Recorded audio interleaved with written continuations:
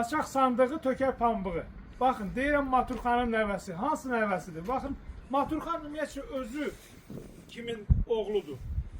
Buldozerin oğlu Yarikin oğludur Maturxan. Baxın dostlar, bu şərəfə bizi nail eləyibdir. Rüstəm Paşayev 2014-cü ildə Maturxanı gətirib Bakıya. Təkrar 2019-cu ildə Maturxan Bakını tərk edib, gedib Moskvaya. Buldozerin, legendarlı buldozerin bütün dünya tanıyır. Əgər tam ətraflı məlumat almaq istəyirsinizsə, legendarlı buldozeri yazın, gələcəkdir. YouTube'da tam məlumat ala bilərsiniz.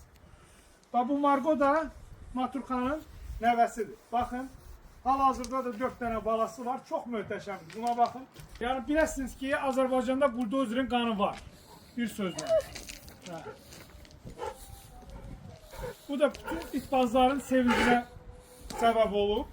Rüstəm Paşayev qardaşımız onu gətirməklə çox Azərbaycanda çox itbazları sevindirib. Biləsiniz. Yoxsa ki, səhv salmayın, hansı Maturxanı filan kəsdə, bəhmən kəsdə, yox. Legendarlı buldozerin qanıdır bu, qardaşlar. Yəni, Azərbaycanda yekdir. Onu da deyim ki, çox sağ olsun Zakir dayımız bunun əziyyətini çəkibdir. Bu qanları saxlayıbdır. Çox adam itinin adını Maturxan qoyub. O Maturxanlar yox. Emini buldozerin nəvəsi Yarikin oğlu Maturxan. Söhbət ondan gedir dostlar. Baxın, səhv salmayın.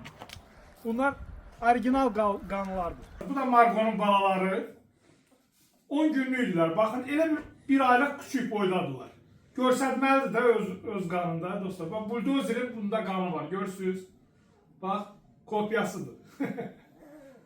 Tankdılar. Bunlar da tankdılar. O buldozer idi, bu da tankdır. Bunlar 100 kilogramdan yuxarı olacaq balalardır. Yəni, Azərbaycanda bu itlərin olmağı bizim üçün çox sevindiricidir. Çox.